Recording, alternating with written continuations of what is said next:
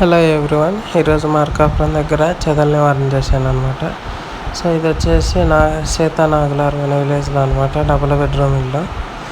వాళ్ళు ఎక్కువ ఇంట్లో ఉండరు, తక్కువ అంటే ఉండేది. సో దానివల్ల అప్పుడప్పుడు వచ్చి వెళ్తుంటారు. ఈ ఒక సైడ్ చిన్న బెడ్రూమ్లో వచ్చేసి చెదలు వచ్చేసింది. కబోర్డ్ ఫ్రేమ్ మొత్తం తినేసింది అనమాట. కింద పక్క అంతా బారుగా తినేసింది అనమాట.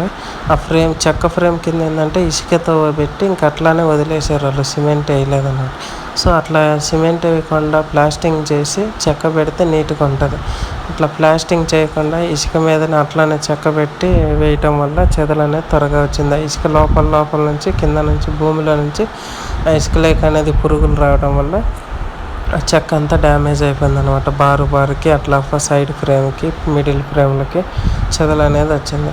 ఎప్పుడైతే నీట్గా ప్లాస్టింగ్ చేసి అట్లా ఇసుక కానీ మట్టి కానీ లేకుండా నీట్గా ప్లాస్టింగ్ చేసి అప్పుడు చెక్క పెడితే మీకు చెదలు అనేది రాదు. దానివల్ల గ్యాపులు లేకుండా అట్లా నీట్గా చూసుకొని పెట్టించుకుంటే ఏ ఇబ్బంది ఉండదు అనమాట. కబోర్డ్స్లో ఫ్రేమ్ పేపర్లు అట్లా ఏమి వేయకుండా అంటే చెదలు రాదనమాట. Please subscribe.